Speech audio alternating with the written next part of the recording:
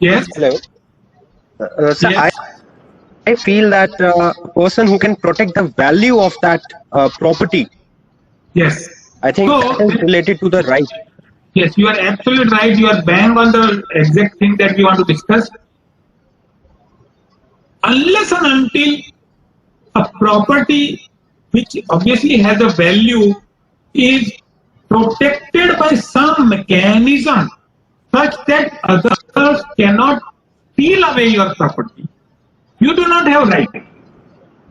Let's say I have found, let's say, something valuable from roadside walking, and I came to my premises, the building where I have my office, and while parking my car, what did I find out? Let's say I found out a ball pen while driving my car, and then while parking my car, I put that ball pen somewhere, and I saw somebody taking it away. I cannot stop him taking it away because I do not have any rights over that pen. If I try to stop him, he would ask me, "Do you have proof of ownership?" Now, the sale bill that the shop owner gives you while you buy that pen, that sale bill gives you right of protection from somebody taking away this pen from you. Similarly, when you buy a flat or a plot of land, the sale deed that you execute in office of sub-registrar's office, that document gives you right over the property such that nobody else can use it without your permission. Makes sense? So intellectual property rights are the legal rights associated with an intellectual property which is to be protected. And intellectual property right also has a feature that while it grants you legal rights, but in our law of language we say that a right is no right if when the right is infringed, no remedy is available. आपको कोई अधिकार दिया गया है लेकिन उस अधिकार का कोई हनन कर रहा है और आपके पास में उस हनन को रोकने का कोई तरीका नहीं है, कोई रेमेडी नहीं है, तो आपका अधिकार व्यर्थ है. Hence, an intellectual property right gives you a set of documents establishing your rights and then remedies in case of infringement. You have a sale deed executed for the purchase of your flat and somebody trespasses into your flat. Based upon this particular sale deed, you have a legal right to approach court and the police and the various government machinery to seek remedy. It is very important to understand that rights bestow upon you only when the two criteria are satisfied. One is that you should have a legal document establishing your ownership, and then government machinery should provide a remedy wherein you can go to the court, go to the police, etc. Right? Alright, now we should be moving a bit quickly with this background. What are the features of intellectual property? They are invisible, everybody knows. They are intangible, that everybody knows. It is important to understand that they are not manifested in the material on which it is written. Let's say this is a book. Let's say this is a book. For example, although it is not, it is a Patents Act book. But let's say this is a book called some story of Harry Potter. Harry Potter, everybody knows. Now the text written on these pages, on this book's pages, physical pages per se are not the book. It is the content. Even the fonts are not the sense that you make out of the sentence and the paragraph and the story. That is intellectual property. So every word by word is also not intellectual property. The point that I want to prevail upon you is that mostly intellectual property is not manifested in the physical material. It is just ponder over it after the session is over, that you have a best-selling book with you, and while you are reading, you assume that this book is the intellectual property. No, even the words are not intellectual property. The sense and the feeling that you get out of reading the entire paragraph and the entire chapter, that is the intellectual property, and which is not manifested in this physical paper. The point that I want to prevail upon you is that intellectual property, my dear friends, is not manifested in the material, and that brings the conflict. We'll move further. Now the next point is very, very important and interesting. Like, let's say this, although this is not a pizza, but assume that this is a pizza, right? Now, if somebody takes a bite of this pizza, 10% of the pizza is gone. Only 90% is remaining. One more bite, 20% gone. One more bite, 50% gone. And though that 50% cannot be, gone is gone. And a few more bites and the entire physical property is gone. It is completely consumed and no longer available. Against that, it is very interesting to understand that intellectual property is the only property that can be consumed unlimited without being depleted. Let's say this is a CD of Windows 7 software. Although this CD is not Windows 7 software, but however amount of Windows 7 software consumption you particularly do, or your organization does, or your university does, the Windows 7 intellectual property does not get depleted. Whether one person consumes Windows 7 software or 1 crore computers consume Windows 7 software, my dear friend, this would be very interesting, and probably many of you would be listening to this for the first time, that Windows 7 software does not get depleted. This is very interesting. Next, very interesting. Intellectual property vis-a-vis physical property. Intellectual property is very difficult to create, but then very easy to replicate. It is very difficult to create Windows 7 software. It takes 7 years for 700 engineers, lot of manpower, lot of money, resources, salary. And then at the end of the day, this all efforts, this entire Windows 7 intellectual property is captured into this CD, which I do not have in front of me. But that CD, it took a lot of efforts. It is difficult to create.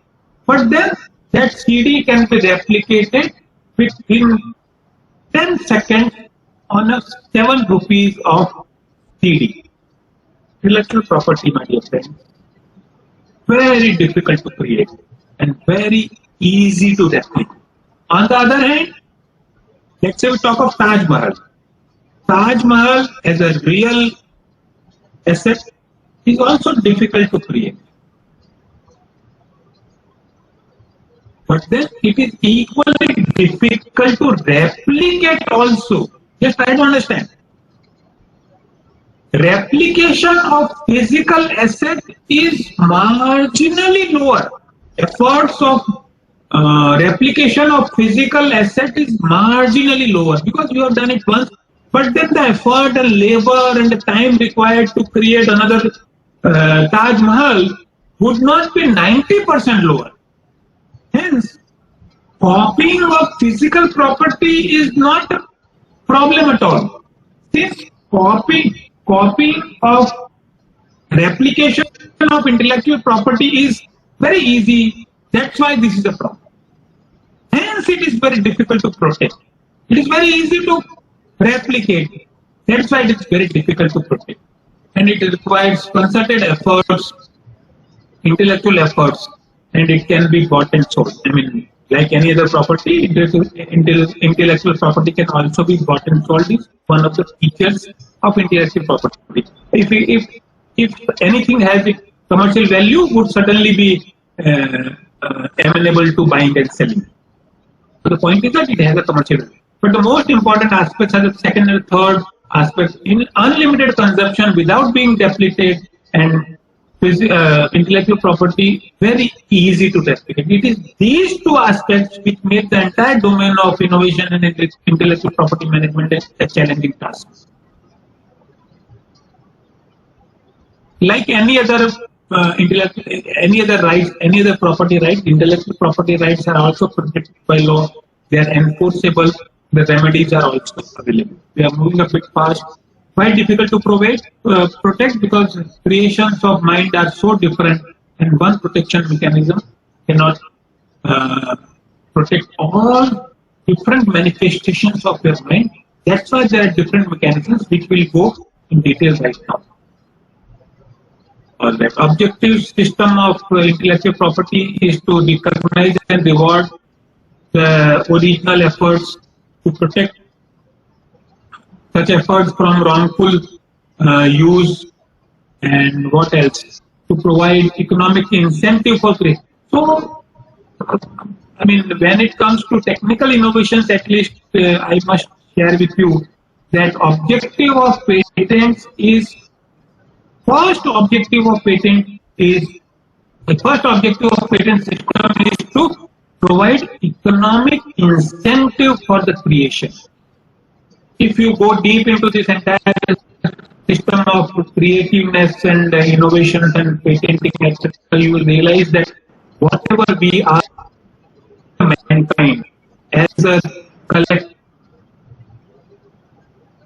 and the of a sense that we are enjoying, believe me, all of them are sum total of the creative manifestation of the mankind's existence all throughout these about 1 million years. We will go into details at the time permits. Objective of system of intellectual property rights is also to allow wealth creation for the creators. So,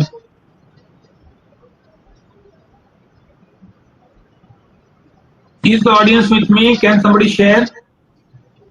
All right, we will let us put this question itself so that the audience will keep interested. So, intellectual property rights are the rights wherein you can protect if somebody infringes your right or dilutes your right or takes away your intellectual property right. But my question is, who gives you the rights? Who gives you the intellectual property rights? I want answers. Who gives inventor the rights? Somebody says law. Who gives patent codes? Who gives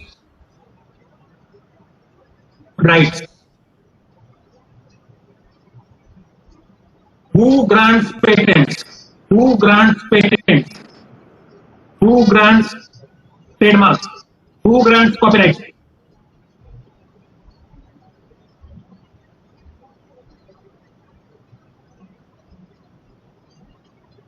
You say, I don't know. Yes, not even government agency, government. So the property rights, all sorts of property rights are granted by sovereign government. This is important to understand so that you will realize that there is no concept of global patent. Patents are granted, the intellectual property rights per se are granted by the sovereign government, सार्वभौम सरकार के द्वारा दिए जाते हैं. इसलिए global patent का concept नहीं आगे जाके देखेंगे. लेकिन क्यों ग्रांट करते हैं? इनोवेशन को स्टिमुलेट करने के लिए, टेक्नोलॉजिकल एडवांसमेंट के लिए, for the development of the country, for economic growth of the country, for well-being of people. These are very staple type of responses which you know. That's why we are moving forward. What is expected in return? Government of India grants you patent so that you innovate, so that you earn money, so that economic growth takes place. But what does the government of India expect in return from you as a patentee?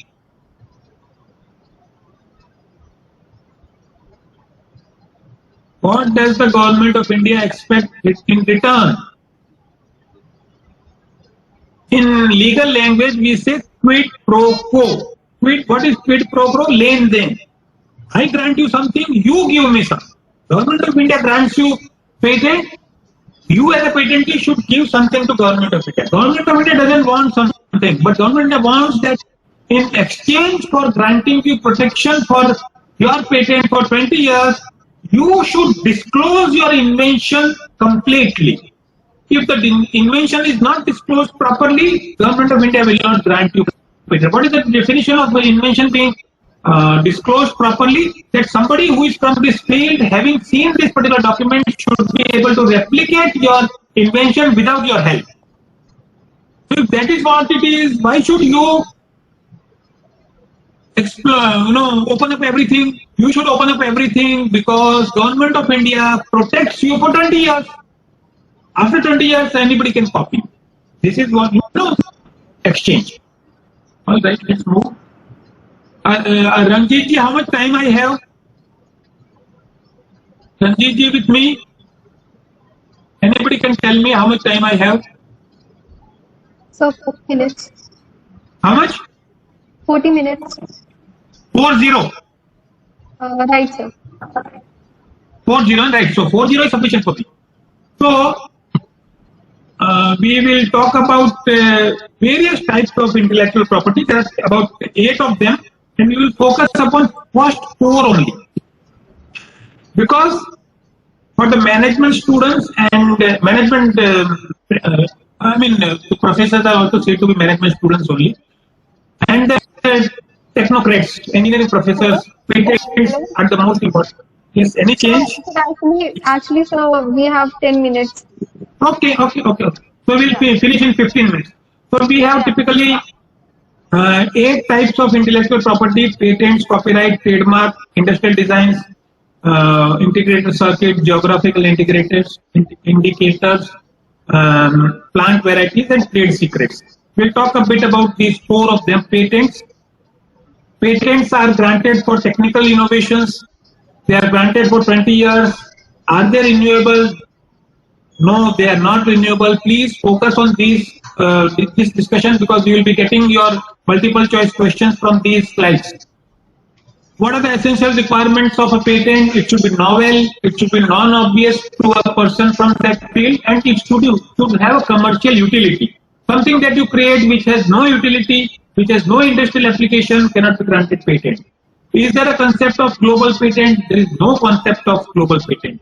Is there an arrangement to help you file patents in different countries to make your life easy? Yes, there is a arrangement called PCT, in whose details I will not go through, but in a sentence I'll say that once you file your patent application in India, within 12 months, if you file a patent, if you file a PCT application, within next 30 months, you can decide in which all countries you want to file your patent. Concept is there is no global patent. PCT does not grant you global patent. PCT only helps you buy time to approach those countries up to 30 months. Trademarks are used for brands, logos, symbols. The tenure of trademark is 10 years, but it is renewable every 10 years. Trademark is the only intellectual property which can be renewed perpetually. Trademark is the only intellectual property that can be renewed perpetually. All right. These are the well-known brands of trademarks that you know. Copyrights are granted for artistic, literary, dramatic, cinematic, musical works. What is the tenure of copyrights? 60 years plus life of author.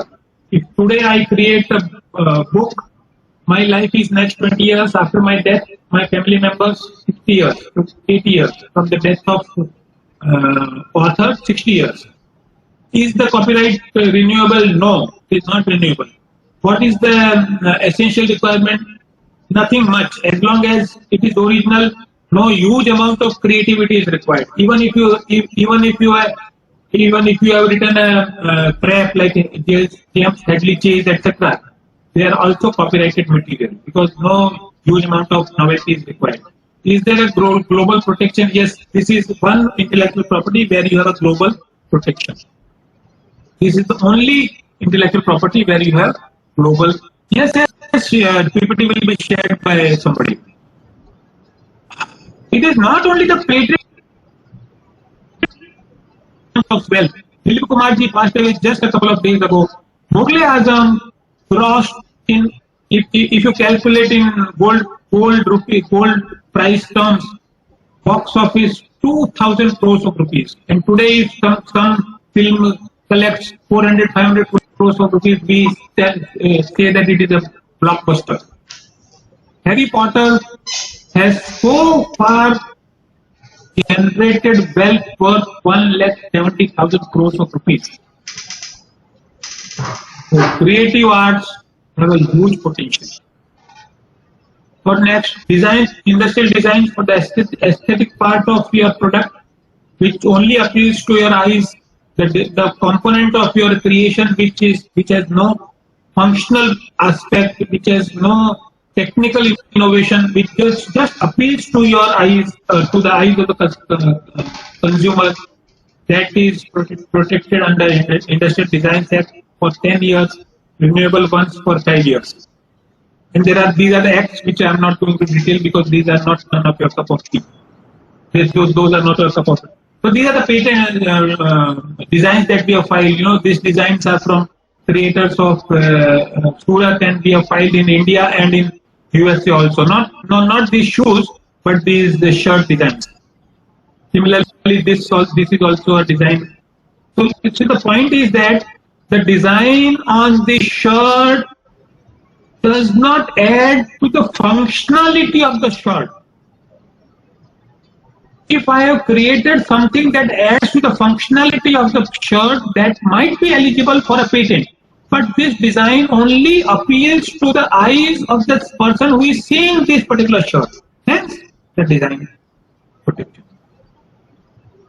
I would like to leave you some time for interaction also. Otherwise, we can use these things also. These are a couple of books which might be of 0 to 1. Everybody should read.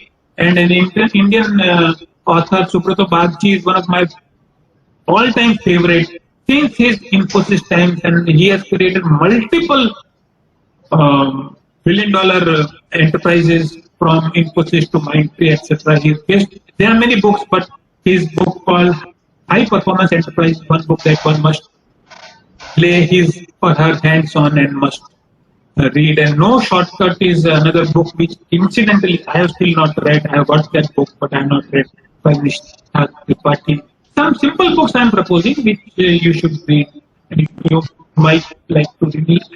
Eric Ries and Peter Thiel are globally well-known authors whose books names also you must have heard of, 0 to 1 and James. They are very cost-effective, 500, 600 bucks. So this is what it is, and I can continue on the subject matter of my choice for hours and hours together. But like everything else, this session also must be concluded, and if we conclude it within time, the praise is on my part, and I'm trying to say that is what I need to share. I would always like if some queries are there. PPT is very informative. I'll certainly share not only the PPT, my contact numbers are on slide. My email ID is on slide. I'm always available. Sir, even the entire presentation is recorded, sir, so it will be shared with the participants via YouTube. मैं सब participants को ये कहना चाह रहा हूँ कि I am available for hours and hours of discussion. Don't worry. When you call me, if I am in court, we can talk in the evening, but we can discuss at length on any issue related to innovation, creativity, or patents, or one thing I would like to say, because most of them may be from your computer field, people have a perception that computer programs are not patentable. But they are not patentable per se. But recent High Court judgment says that with likes of work like more efficient database strategies, for more economical use of memory, or higher speed of execution, if that is the sort of algorithm that you have created, that per se is also patentable. So this is a small thing that I want to share. So I must thank the IIT, IIT Prayagraj, and of course my dear friend Dr. Ranjit Singh for giving this opportunity for interacting with you, and I would welcome questions if any. Thank you.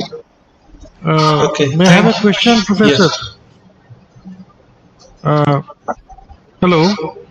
Yes, sir, you are audible. This is Vikas Sharma. I have a small question. Yes. Recently, I read about somewhere a very small brief. There's a High Court judgment in favor of a person who was selling photocopied books in front of Delhi, somewhere in university. I know the matter, and I'll revert to you. So, Please. So that is where this overlapping comes into picture. When is the person who is so in this whole matter of in Delhi University photocopied books being used, etc. So who is infringing?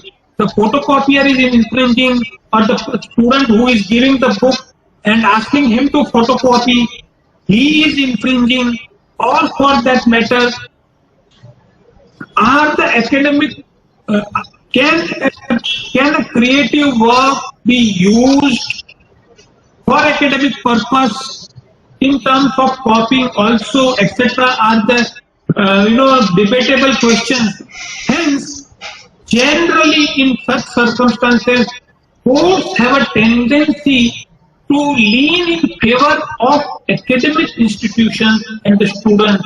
Hence, without going into the merits of the judgment, I am aware of that fact. And if the same thing was being copied for a commercial purpose, High Court courts would not have passed judgments in favor of the university or the for allowing copying. But generally, in the academic institutions, such type of stance is taken by High Court. But I am no authority. That is what the stance of High Court. Yeah, because the publishers lost the case, and the person who was selling books, he won the case. Yes, I know. That was a big surprise to me. इसीलिए मैं बोल रहा हूँ that is a surprise to us. But then the government, see, basically what is the government? Government is a welfare state, and government would say that rather than allowing this publisher to make a lot of money, which he would anyways make, it is my responsibility as a government or the High Court or the court system to allow this. I mean, I'm not trying to say that what was passed in the judgment was correct, but then that's how it goes. I mean, we should not comment. Ideally, No, that we are not commenting, just it got a curiosity in my mind. So, generally, the rationale that I shared with you was that generally, when something is being done at the academic institutions, the governments and the various enforcing agencies tend to, put nails on side, थोड़ा सा अनदेखा करने का approach agencies का रहता है. That is how. similarly, you must have noted in many places people used cracked version of software. So pirated version of software is a big issue, and believe me.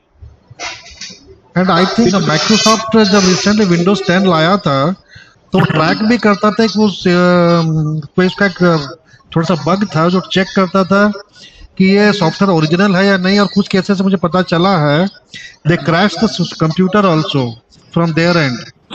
No. So that is a commercial aspect of this thing. जी.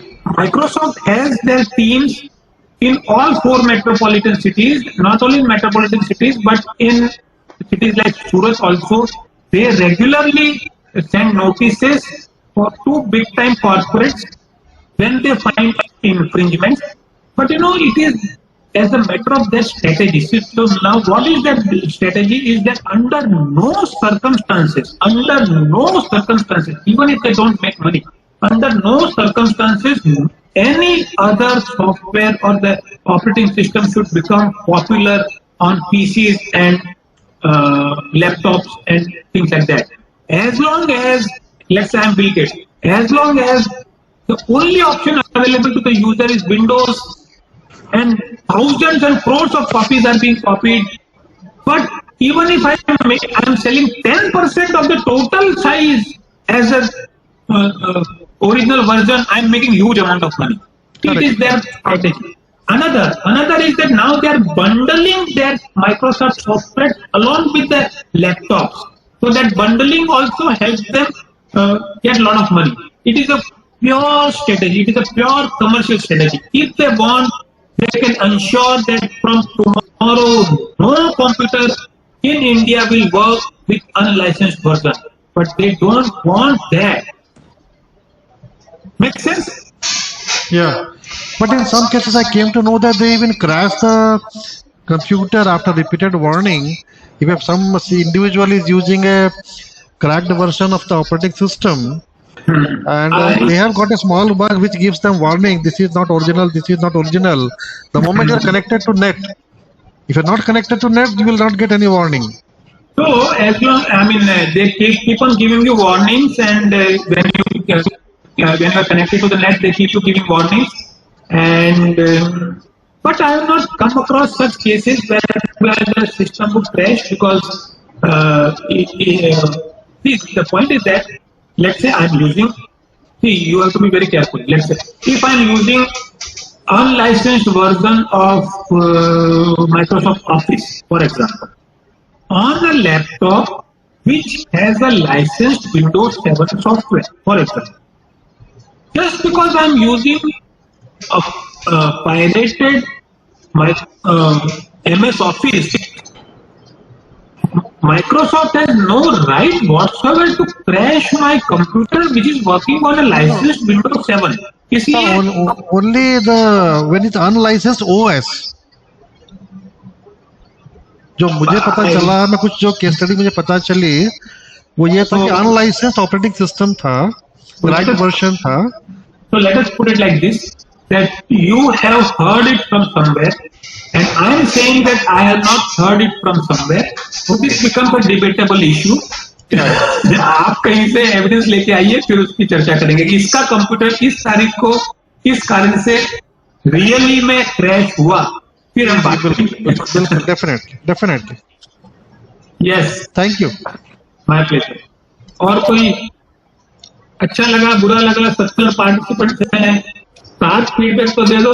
हमारे वहाँ पे तो ऐसा कहा जाता है कि faculty की एक ही अपेक्षा होती है, फीडबैक दे दो, अच्छा बुरा क्या इम्प्रूवमेंट किया जाए.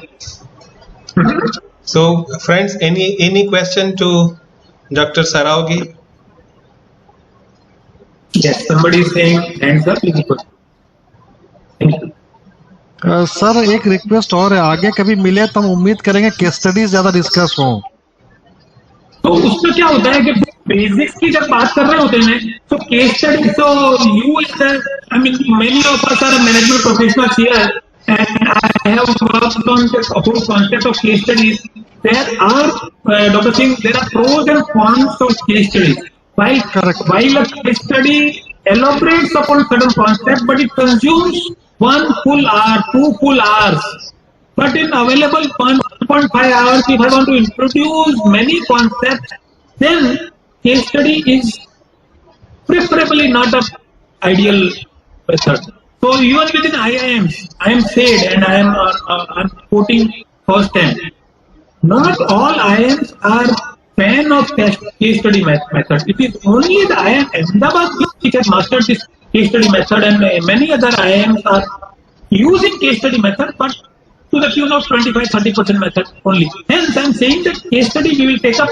So if you are going into a program on, let's say, detailed workshop on patent, so right now also I have a case study with me on this thing, in whose details we can go. But then, that is what time did not permit us. So this, I had prepared this whole presentation on a pencil patent and then things like that. So we'll discuss on the case studies if possible. Okay. Thank you, sir. And it was actually a wonderful session, having lot of information and very rich content, very useful, especially in the context of managing innovations, because ultimately innovations has to be marketed and innovations has to be protected also, then only one can get the commercial value of all those innovations. So from that perspective, this was a very useful session for the participants, and definitely, as it is evident from the chats and from the discussion, that our participants have enjoyed this session. So thank you for being with us, and I, on behalf of IIIT Allahabad, extend my gratitude for being with us and devoting some time of your precious time with us. I know that you are very busy, though you are very generous and saying that you are available to talk hours and hours, but actually I know that you are a very busy person, and in the midst of your busyness, you have find some time to be with us. So definitely this is really appreciable, sir. So immediately after finishing this presentation, I will be presenting myself before the trademark registrar at Ahmedabad on virtual hearing. But Yes. I repeat my sentence that I'm available for discussion with friends for hours and hours together, because I enjoy those discussions. Yeah, and who can be better person to vouch this statement than me? We have spent hours and hours together. Yes. So, as a parting remark, I must share that I thoroughly enjoyed this presentation, and I hope that I added some value to the participants for having spent 2 hours with me. And I'm thankful to IIIT, Prayagraj, and my dear friend Dr. Ranjit Singh also. Thank you very much. Thank you, sir. So, with the leave of Ranjit ji, I am logging out. Thank you, sir.